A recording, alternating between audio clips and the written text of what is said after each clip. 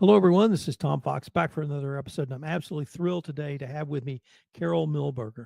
Carol is the author of Molded, a memoir of loss and resilience. First of all, Carol, welcome and thank you so much for taking the time to visit with us today. Thank you. Carol, could you tell us about your academic and professional background? I have a PhD in industrial organizational psychology, and I worked for a couple years in corporate America, and then left in '86 to raise our first child and started consulting. And consulted for almost 30 years. And when did you move to the Hill Country? We moved to the Hill Country 20 years ago in July. And what has been your journey in the Hill Country, which led you to this book? To tell the story of our toxic mold explosion and then trying to get away from it and recover from it and actually tell other people about how dangerous and how difficult it is to remediate. So, for those who do not live on the Texas Gulf Coast, what is toxic mold? What is it in a home? How does it get there? Toxic mold, first of all, it's not just prevalent on the Gulf Coast. It can occur anywhere based on different, it does not have to be a human environment, even though that's one of the reasons we left, was to escape to a drier climate, escape to the Hill Country. But it can happen anywhere, any home, any building. How did you find it or find out about it in your home?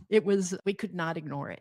We had a 19-inch rain on September 7th, 22 years ago. And within 2 days, that was a Friday night, by Monday, the smell was overwhelming in our master bathroom, the primary bath. And so my husband, we had to start looking for it. He pulled off the baseboard and found black mold. We couldn't, by Thursday, I could not sleep in our bedroom. There was not enough air to breathe. By Friday, we moved 4 twin mattresses into the living room and put up a plastic barricade. And the next week, he started tearing out the shower. Within another week, the shower was gone. He did not take it through the house. He cut a hole in the side of the wall, our house, and threw the shower out through the wall, through the opening. And we thought that one key point is, except for the mold that we saw inside the shower, that at that point was gone, there was no visible signs at all throughout our house. So we thought there's no mold growing, nothing to cover it. Our house was perfectly clean. It looked just like any other clean building. But the smell was overpowering. And what was worse than the smell was the impact it had on our cognitive ability. I worked from home. My husband worked from home. I could no longer concentrate in our office. By that Saturday, I needed to order. We started researching on the internet. It was new. The internet was new, but it did exist 22 years ago. And I researched toxic mold because we knew it wasn't healthy. It was not, and basically I couldn't even think well enough to try to figure out what to order. I thought, we're in big trouble. So, where were you living in the time physically? We lived about an hour southwest of Houston. So we were in the Texas Gulf Coast. Yeah. So how did let's focus on the health component. Mm-hmm. How did that progress for you? And how long did you stay in the house before you had to we were ordered to, we contacted our insurance agent and got testing done. And within a month of the 19-inch rain, we were ordered to evacuate, and they told us our home was unsafe for human habitation, which is really frightening to hear because that's where you're living. Yeah. What were some of the physical manifestations of this for you, other than the cognitive defects and deficiencies you talked about? That was it, and that was enough. My husband couldn't count to 10, which I thought, come on. In fact, I even said, of course you can count to 10. And he explained, no, I really can't, not in a way that matters. And he explained that he was a farmer rancher, so he was counting irrigation equipment. And he said those big valves, they're as big as a gallon milk jug. They're piled up against the garage. And I try to count them, and they're only one layer deep. And I count, and I move to the left, and 1, 2, 3, and I get to 4, and I step over and count 5, 6. And he said, when I get to 9, I have to start over. I can't count in any meaningful way. And that made sense because I couldn't remember things either. And it was like, we are really in trouble if we can't even think well enough to get out of this. You mentioned you just touched on the emotional aspect. Could you expand on that a little bit? Was terrifying. We were worried about, we had 3 children, I think about age 10, 12, no, 11, 13, 15. No, she was 16 'cause she was driving, I'm sorry. Uh, so we were worried about them. We were worried about the long-term effects. We were worried about cognitive ability. We were worried about how it was devastating. We couldn't see it. So it was really surreal, but the impact was very strong. We were worried about getting away from it, cleaning it up, and whether or not there'd be any long-term effects. What about any respiratory issues? We did not have those. I couldn't breathe. So that, I guess that was a respiratory issue, but it's not like we had stuffy noses or runny noses or anything like that. None of the normal allergy type Were you reactions. ever able to determine the total extent of the mold in your home? We had professional testing and we had pages and pages of test results. So we had the traditional black mold, Stachybotrys, Aspergillus, Penicillium. We had all the biggies. Can you share with us the financial impact it had on you and your family? We were covered by insurance, which was a blessing and a curse. It was a blessing because we were covered and things were paid for to a certain extent, but and right, I still don't disagree, even though I wish it had been different. There was a lot of control in terms of the way remediation was done. And even though we argued because some of it did not make sense in terms of doing a piecemeal, we'll test back there, we won't test over here. And if they don't test over here, nothing's done. No cleaning, no remediation is done at all. So that piecemeal approach really hurt us, really cost us a lot of time. Were you able to remediate your home? No, Did you have to knock it down? no, What did you do with it? we sold it as is. We had 3 remediations, so it was down to the studs. Most of the kitchen was gone, the bathrooms were gone. Any place that had tested for mold at all during those 3 remediations was gone. And we tested clean, but it was not clean enough for Wayne and I. It was like, there's no way we're not going to live in this house. So we had other testing done, and that testing showed that it still had mold. And my husband was very small town. We were living in the yard. Everybody knew. There was no question what was going on in our house. And my husband knew somebody that had always been interested in the house and said, listen, I'll make you a deal. It tested positive and it tested negative. Here's the test results. I believe it needs to be burned, but if you want it, I'll sell it for the price of, and if I remember correctly, the slab, the driveway, the water, and the land. I'm not selling you the building. And they said yes. And at that point, did you move to the hill country? Then we moved to the hill country, with nothing. Starting over. Starting totally over. We didn't bring paper, leather, electronics, nothing. Perhaps like the people in Los Angeles are going to face. Exactly. Yeah. So let's turn to the book. And they say that writing can help heal. Mm-hmm. Is that part of your experience? Did you start for that reason? Did you start to educate or inform people? What did you start with? And we'll get to what you finished with. My goal was to educate and inform. I want people to know what it's like, how devastating it can be, how difficult it can be to clean up, even if you're competent and you try really hard and you have help, which is still amazing to me that we couldn't get that house clean with all the resources we had. I want people to know how the types of symptoms people can have, because there's a wide variety. The cognitive ability is not, the lack of that is not well known. It can impact kids. It can lead to learning disabilities. It can lead to cancer, Alzheimer's, and it needs to be researched more. So I wanted to make our experience known, and also in a very detailed fashion. So I wanted people to kind of experience it. One of the things I found intriguing about the story, particularly your book writing, was you chose to use humor. Mm-hmm, mm-hmm. How did you use humor in what I'm going to characterize as a devastating story? Yeah, it came naturally. I think when you're in that kind of situation, dark humor just starts to show up, because it's, what else? Are you kidding me? There was one fantasy I had, which I'm not really proud of, but you get kind of desperate. And I thought, how can I get out of this? And I decided I would step down out of the portable building, strip, walk down the street, stark naked, and somebody would come along sooner or later and wrap me in a blanket and then whisk me up to the hill country to the state hospital. And that's where I would stay. So that was my fantasy. But I'd start walking and I'd look back at all our trailers and portable buildings and Wayne still cleaning things and the three kids in school. And I can't leave him with this. We can't even make it with both of us working. He can't make it without both of us. So So I that's never did that. So. that's a great story, but that's a story you've incorporated humor into actually the narrative and the Mhm. shape of the book. So can you explain to me how you were able to do that? By relaying some of those experiences that actually did happen where humor came up. I also needed to kind of cut through the repetitive horror of cleaning and failing. So I used humor to kind of diffuse and lessen the tension. Would it be fair to say this is also a story of grief and getting over grief? To a certain extent, my real focus is on resilience and gratitude. The resilience that we all have and the gratitude that I feel for being able to go to bed at night and have clean air.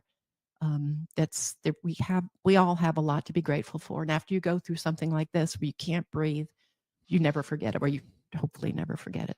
Let's focus on resilience for a minute, because I certainly grew up believing that you either had that in you or you didn't. In some cases, you didn't know you had it till you were tested. Where did you start with your belief in your resilience? I think we all have. I shouldn't say that. I don't. We build resilience. We build resilience by doing hard things and failing and trying again. We build resilience, and so by going to school, doing well on exams or not, being on a team. I swam long distance. Things did not always come easily. And I think that's how you build resilience. And I think it's real important for children to learn that early. For those who are skip through life and then nothing bad happens till you're 25, it's kind of a shock. Is it the situation of how do you eat an elephant, one bite at a time, or one day at a time, one step at a time? That's a really good point. Resilience. One thing we did that really helped was we never gave up. We kept trying, we kept working at it, and that led to hope. Hope was also really important in this book and in leading to the resilience. As long as we had hope, we felt strong. Now, let me expand the resilience beyond just you to your family. How Mhm. much did drawing on your husband or your children or indeed others really help you in your resilience? Was it you didn't want to let them down?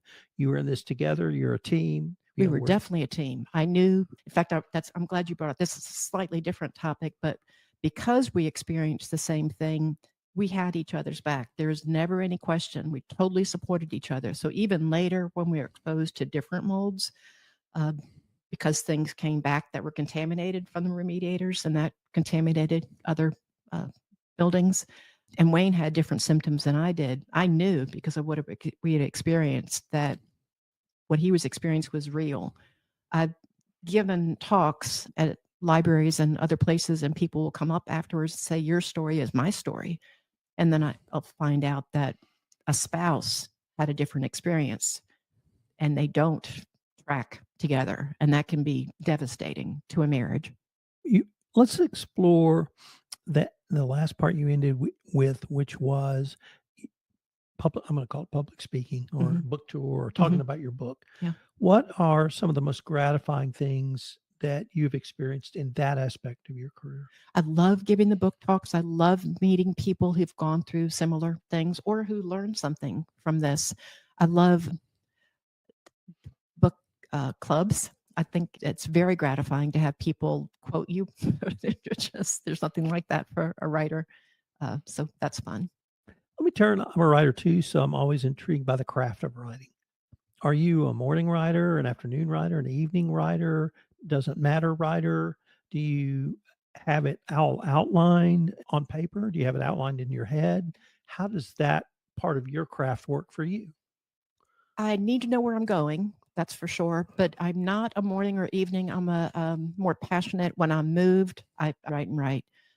When I'm not moved, I don't. So we have a very good writing community. I'm a member of a great writing group, and part of what we do is goal setting every Monday, and that can be small or big goals. We also do 25 pages every couple weeks. Having that 25 pages due helps tremendously because that gets me, even if I'm not motivated, I don't want to lose my spot. What writing group?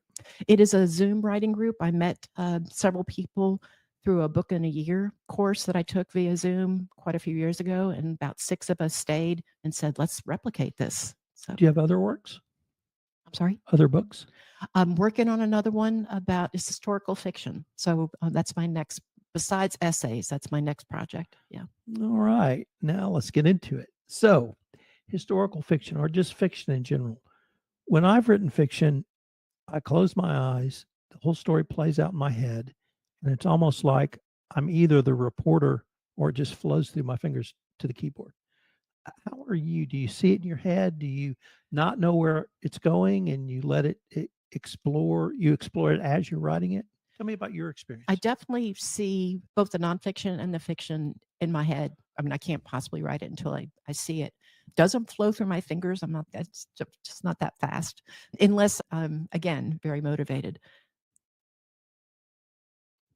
I don't remember the rest. How about, do your characters grow as you write? For sure. Yes, they definitely grow and change. Yeah. Do they do things that you don't expect? That is when it gets really creative. I have had that experience. That makes sense. That would happen. Yes. Because the first time that happened to me, I went, "Oh my god, I can't believe they did that," Mm-hmm. and I was typing it. That's Uh, cool. yeah, that's great, fiction and nonfiction. What are some of the things that you have done to help promote this book? I've done book talks. I've done one radio interview. It's basically been big book talks. I have a website. I've worked hard on that. I have a mold survey that I thought would be helpful. I wanted to write about, since I wrote my story, I wanted to write about other people's experiences too. So that survey is still on the website where I'm collecting information from others.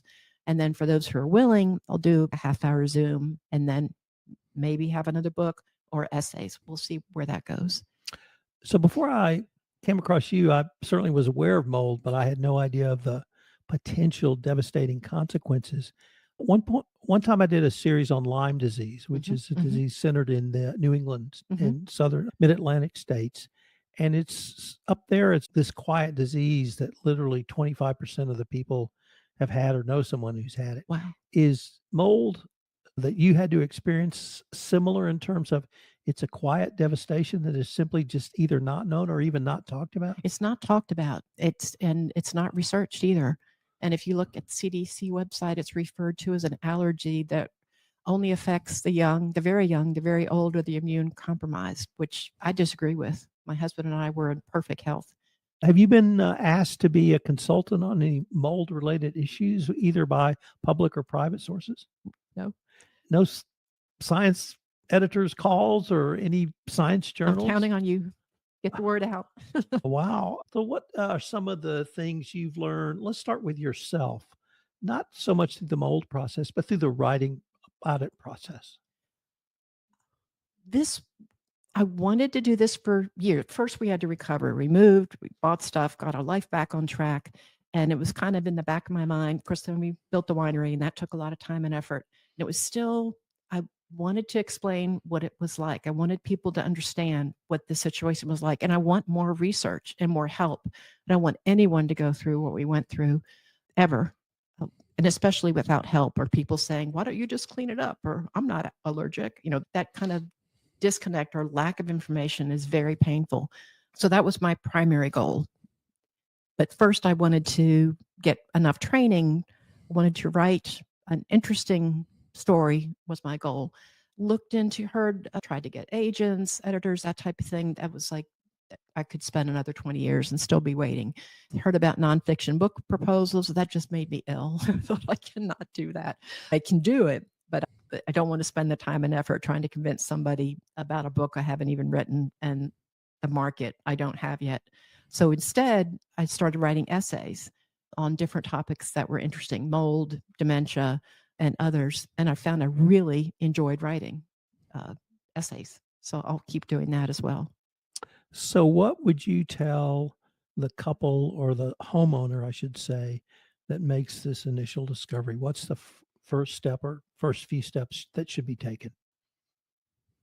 I would immediately dry it out. If there's a flood or whatever, the key is dry it out, take out everything that's water damaged and dry it, get rid of it. And if there's any signs of mold, throw it away. No question. If there's lingering after that, I would get testing done and then hire a professional remediator. Is there either a state website, an insurance website, or other website that can provide basic information? There are certainly state websites. There are not. I don't know that there's one in Texas. There's certainly in different states, Illinois, New York, for sure. The CDC does have some good information. There's also professional remediator websites where you can go and find people that are certified and are trying to retain a professional level of running a business. So I would look there also. Carol, unfortunately, we are near the end of our time for this episode. But before we leave, I wanted to ask you if listeners wanted to learn more about you and your experience, find out more about your book, and most importantly, buy a copy of your book, where would be the best place or places for them to go? I have a website, carolmilberger.com. In terms of buying the book, thank you for asking that because it's on sale right now. For this week, it's 99 cents on Amazon. So Amazon limits the amount of time where you can discount your books. So 99 cents is pretty good. So again, on Amazon. Carol, I wanted to thank you again for taking the time to visit with me, and I hope we can continue this conversation. Great. Thank you very much.